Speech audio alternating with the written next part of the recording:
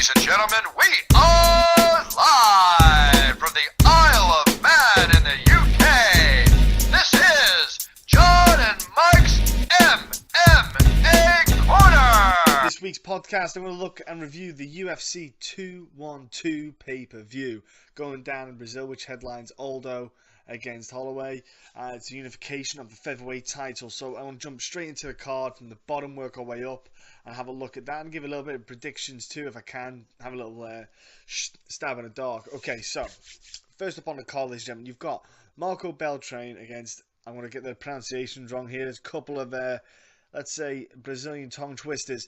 You've got Dalvazin Alcantara. Now, to be fair on this, looking at paper, I've reviewed Alcantara and I've looked at Beltran. If I'm honest, the styles, there is definitely a gap in knowledge. I want to say knowledge, or kind of the arsenal that both fighters have. Alcantara is still, in my opinion, he's still behind Beltran, who's got the perfect kind of length and reach and really good striking in this division. I do see this fight going down pretty much one way, and I think Marco Beltran is going to go and get that win. I know he lost to Joe Soto with a heel hook, I want to say, with a heel hook, but take that away, he is looking a really good fighter. He's really developing. I've got a lot of hope for this kid. You know, I think he's going to add a good mix into this bantamweight division. Alcantara, from what I saw of him, he is a pretty good all-rounder, but there's nothing about him that I can see will even trouble Beltran. I'm going to go, because they're bantamweight, I'll go second round TKO, I think, for Beltran. I think when he gets that range and he gets those shots fired off, I think definitely wouldn't shock me first round, but I can see second round getting a win. Next up is a cracking fight, potentially a sleeper or for fight of the night, because I think these two guys are just going to stand on the feet and just go at each other. You got Luan Chagas against Jim Wallhead. Jim Wallhead, a British fighter who got his opportunity in the UFC after a long time on the MMA scene in the UK and Europe. He is a very good fighter. You know, he's a good, solid grappler. His striking's come on leaps and bounds over the past few years. He's getting those TKOs, KOs. He's got the power, but he's, it's one of them ones. It's maybe just a little bit too late in his career, potentially, to really forge any stability in the welterweight division in the UFC. When you've got a guy like Chagas, who's, honestly, this guy is forward pressing, heavy hitter, and he is a very exciting fighter. I like the look of this kid from what I've seen on his footage on the past fights that he had in the UFC.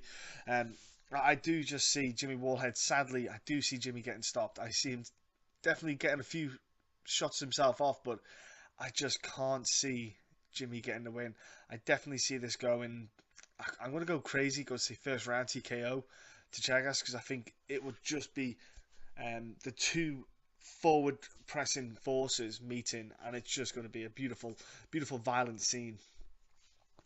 Next up you have, which is the featured pay-per-view bout on Fight Pass, where I think a lot of people, if I'm honest, if they don't pay attention to the women's MMA scene, will look at this and ask who. You know, you've got Jamie Mole and Viviane Pereira, and in their own rights, these are very, very talented girls.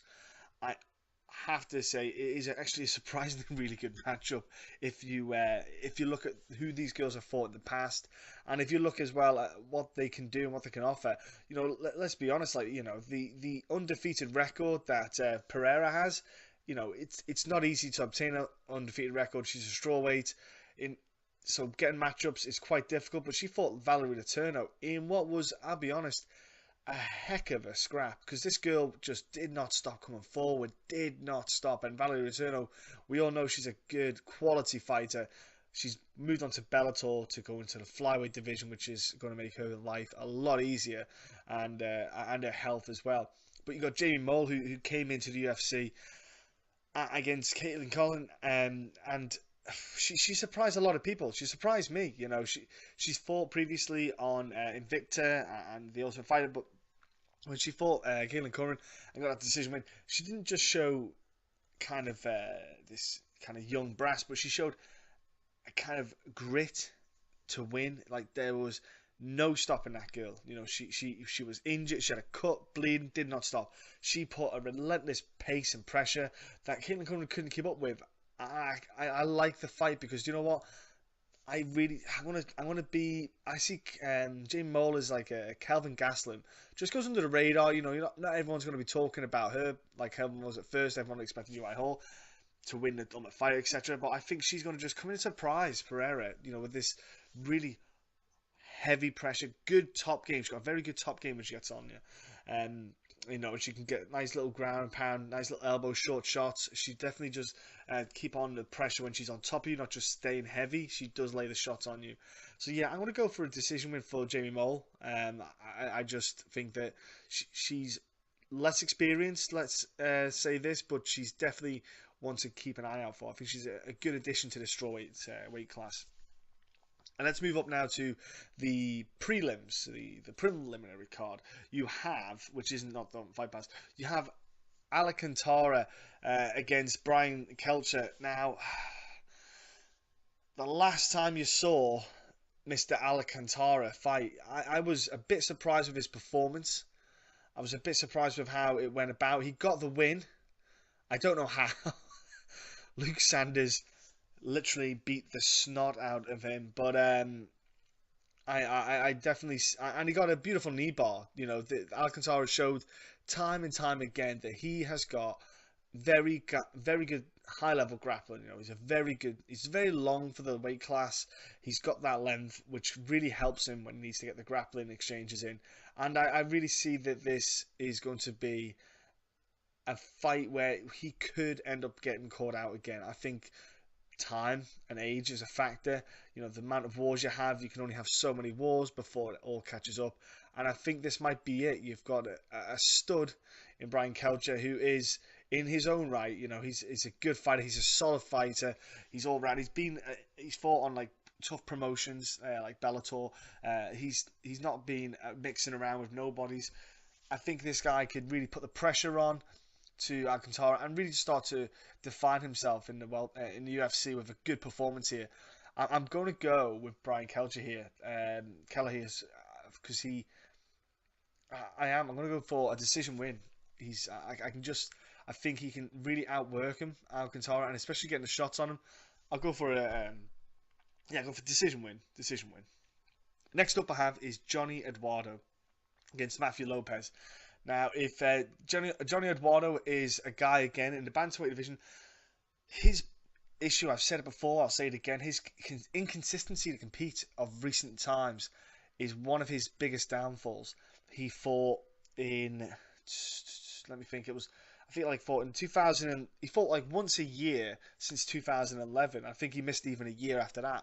He's very sporadic, and the thing is, the problem with that is, age catches up with you. You know, the guy's now pushing 38 years old. When you're 38, and since 2011, so it's a good 6 years. So when he was 32 in his prime, kind of hitting his kind of MMA prime, they like to say, he just started to go off the rails with injuries, etc., and everything affecting him in general. And then his last fight was against Manny Gamburian, who kind of had one foot out the door, wasn't the same Manny he ever was, really, and he got a TKO win against Manny. But I don't see this fight going any way for Johnny Eduardo. I don't see how he's going to beat Matthew Lopez, because Matthew Lopez is a fighter who I look at and I get excited about. You know, he's a very fun, aggressive fighter. I know that he's not had all the wins, but he's a balanced kind of guy. I think what he's got in his arsenal, which will catch out Johnny Eduardo, is his kind of durability. You know, he's quite a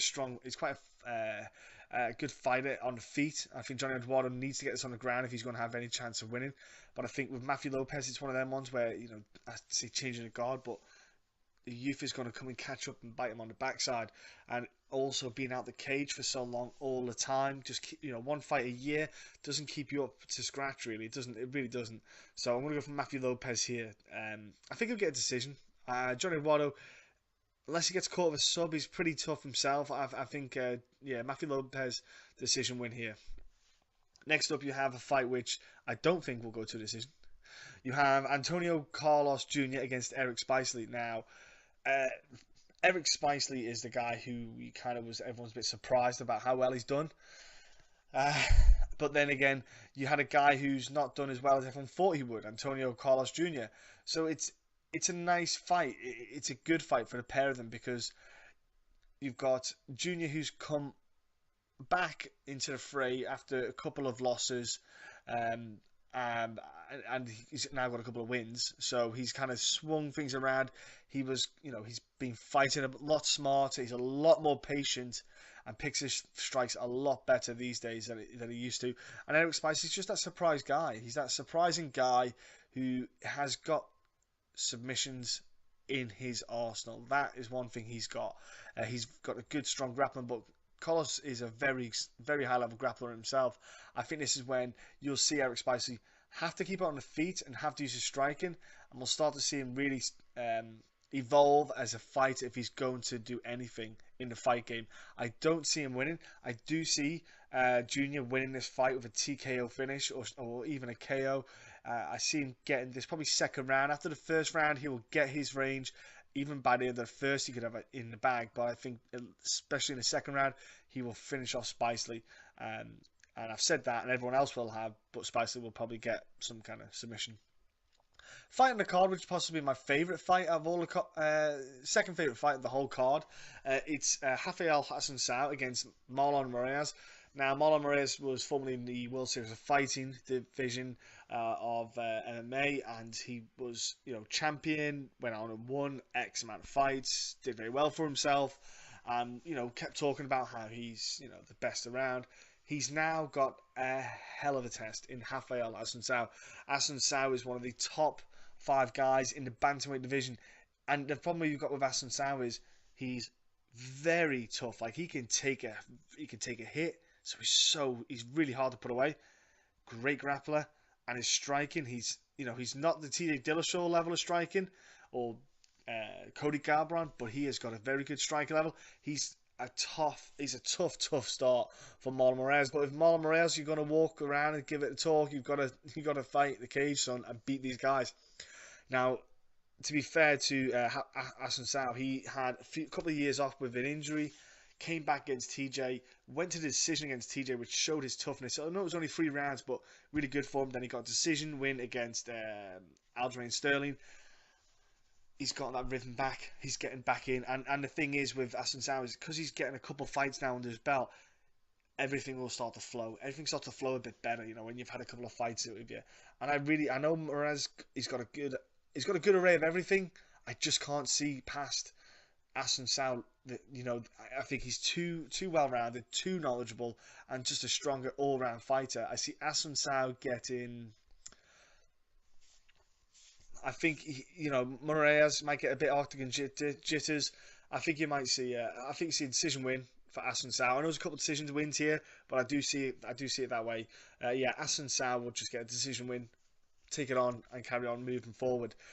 The main card itself, the couple of fights here, you've got Yancy Medeiros against Derek Silva. Now, on paper, I wasn't too sure at first when it got announced, but over a bit more time, I kind of came around to it because Yancy Medeiros against Derek Silva, it's just going to be 2 guys standing and having a good scrap off.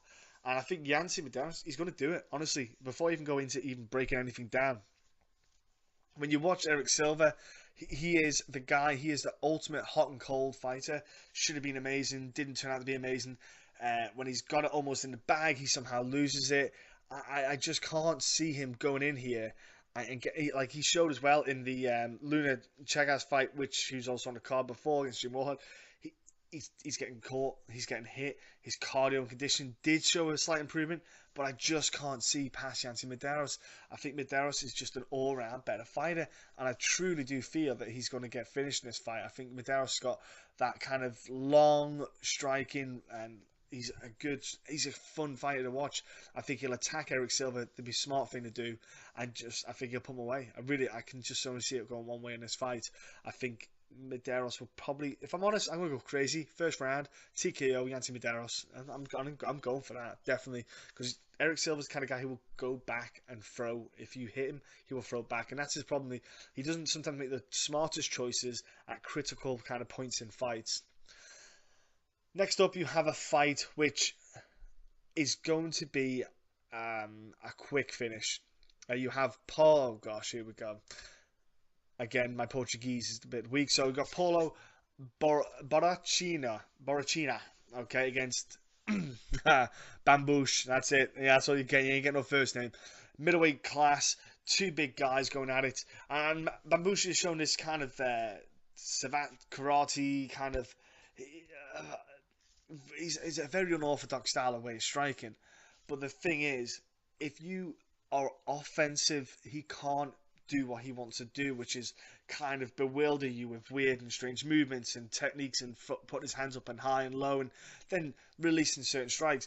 You've got a guy in Paulo who is going to be coming at you forward, heavy shots, heavy pressure. He doesn't look for a third round. He looks to finish you with every hit. And I think this one is going to be two guys clashing, and I think Bambush is going to get finished. I really do. I can't see him getting out of the first round here. I think the two of them will go at it, but I think you're going to see Paulo get the first round finish. It's going to be a starcher, and I'm going with that. I don't even know if it'll make it past 2 minutes, if I'm honest. Next up is the Veterans League. Vitor Belfort, Nate Marquardt. Every time Vitor comes up to an event, he's positive, thinking go on and on and on, keep fighting. He said that he was going to retire, and then closer it gets to the event, it's part of your mindset. You have to get yourself revved up. He says he feels good. He carry on after the UFC, maybe go somewhere else. Then he says, "Oh, I might stay in it." For Vitor Belfort, I think this is more his way of having to handle the situation, get his mindset right to keep going forward and kind of have that. I can keep going, because if he doesn't feel that way, maybe it might be hard for him to train, might be hard for him to get into the fight. It's just probably a mindset that he has, but it is possibly going to be the retirement fight for him, especially in the UFC at least. Then we get back to TRT Vitor in Risen. That's all we want. That's all we need to see, people. Get him on the special sauce, the Popeye juice. And Nate Marquardt, if I'm honest, I'd like Nate to I think Nate Marquardt will finish the fight. I think he'll finish Vitor in the first round, because Vitor is just, I hate to say done, but he's just not the same guy at all. He's came back too early and going to get another and Nate will get a finish. But I want Nate to go away as well. I want him to finish on a high, finish on a win, and walk away. Like, I don't think Nate Marquardt's going to even get close to cutting it in the middleweight division against the better guys. And Vitor's the best option he's got right now is fighting someone like Vitor Belfort. It's the only option. If he thinks he can mix with the rest of the guys in the top kind of 10, he is daydreaming. Oh gosh, he's off on one. I've gone for Nate first round finish. Yeah, I know a couple of first round finishes here, but it's there. There is potential for it. And I think Nate he is still a bit more durable than Belfort, especially because when he does get finished, he's not rushing back like Belfort has. So yeah, I definitely see that going. Co-main event, absolute brilliant fight, brilliant matchup. Claudia Cadella against Carolina Kolvakovic. Yeah, again, Polish is weak too. It's weird, but yeah, it's 1 versus 2. The top 2 girls in the UFC strawweight, who both lost to Joanna, the champ, and it's one of them fights where, does the winner get the shot at Joanna next? Probably not. Probably Rose is going to get it. But for the 2 girls, it's a case of stamping their mark down as at least being the second best at the moment. And this fight is one for Claudia to, if she can, because against Joanna, her problem was getting Joanna down and keeping her down. Carolina, if she's done the research, looked at the study, and figured this out, she knows what Claudia wants to do. And she knows she needs to get to the third round. Get to the third round, start to tire Claudia out. She can, because it gets harder and harder to get those takedowns in. She's got more chance of getting this decision win. I do see it going decision. I see it going decision actually for Claudia. Because I think what will happen is she'll get the first 3 rounds in the bag with the grappling alone. I don't think she'll get the submissions, but she'll definitely get the grappling advantage. She'll be... it's a 3-round fight. So yeah, I think Claudia's going to get the win here for the fact that Claudia is good for 3 rounds. She can grapple hard for 3 rounds, and Carolina, she's a great striker, but she ideally wants a 5-round fight if she's going to do it. So yeah, I can see a decision win for Claudia Cadella. I think she'll just get the strong grappling, get the fight down to the ground where she wants it to be to have her advantage in this fight. Yeah, and the main event, Mr. Jose Aldo stepping in and up against Max Holloway. So you have Aldo, who was like the interim champ, then called the champ. Then Holloway was the interim champ, and now they're making this fight, the unification, to be the champ. When you, yeah, you know what I mean. Anyway, so it's a champ fight. Okay, so 5 round fight. If you look at Aldo's last fight against Frankie Edgar, it's the best one to look at. He looked a lot more poised, a lot smarter. If that Aldo fought Conor McGregor, you'd have a different result possibly. But there's always that question mark. Let's try and forget about the McGregor 13-second knockout. Remember that Aldo, who has been a legend in this division, all the greats have a stumble, and it's just you've got to get over it, people. It's ridiculous.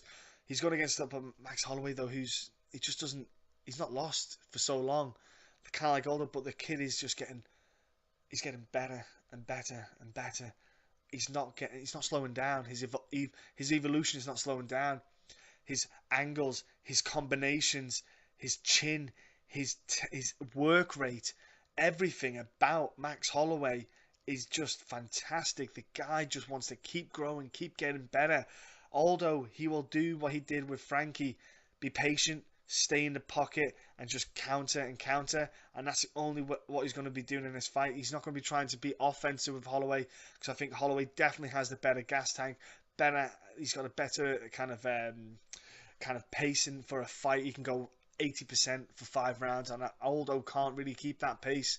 I think that's what Holloway will play on. He'll keep a high pace that Aldo can't keep up with, and hope that Aldo bites into it and tries to go punch for punch. But I just feel Aldo, he's a great champ. He's a great guy. And he's the face of the featherweight division if you look over time. But Holloway, I'm gonna go crazy. I'm gonna go a bit crazy. I'm gonna go for Max Holloway. I think a lot of people will kind of set their stones and set their money on Aldo, but I think Holloway, he's gonna get this win. I do. I see Aldo's tough as nails. I reckon you're going for a 5 round decision. I don't even think it'll be that much of a war. I think it will be a case of Aldo hits and throws. Holloway throws that much. The output just absolutely not baffles, but just outweighs anything Aldo can do in the fight. It's not going to be like the Frankie Edgar, when Frankie Edgar came in, where he wasn't strong enough to get Aldo down, or was getting thrown around and getting caught. Holloway's he's a different type of fighter than Frankie in size as well, which makes a big difference. Those big long kicks that he can throw, and the variations. I just see Holloway getting the win here. Decision win. He's going to be a featherweight champ. He'll call out Conor, most likely. But yeah, I think he'll get Holloway. And if it does go that way, it's good for Frankie, because Frankie could call out Holloway, and you can get Frankie against Holloway happening. Hopefully in UFC Hawaii, that'd be awesome. So that's the UFC kind of 2-on-2 card. There are other fights this weekend in the UK. You've got Cage Warriors 84 happening, and they've got a title fight for the vacant bantamweight title. You've got Nathaniel Wood, UK lad, against Marko Kovacic. This again, it's a good matchup, because both of them are kind of, good solid records. Nathaniel Wood, he's from Team Titan with kind of Brad Pickett, etc. You kind of Stuart Austin, etc. There's a lot of guys, top guys at that team. Marco, I'm not too aware of his team. I apologise in this one, but footage-wise, he is a tough fight for Nathaniel Wood, and I think Nathaniel's got to be on point to get this victory. If he gets this win, if he can kind of put the performance in he put in last time, where when he gets his timing, gets his striking on point, he is a very solid fighter and an exciting prospect as well for the UK scene. Another fun fight, two more fun fights on the card. You've got Norman Parisi again. He's back. I like heavyweight against Kenneth Berg. I think Norman Parisi is just one of those fun characters in MMA, and a solid fighter, and he's a great one to watch. So I'm looking forward to seeing him back. And you got Matt Inman against Brad Wheeler, welterweight clash.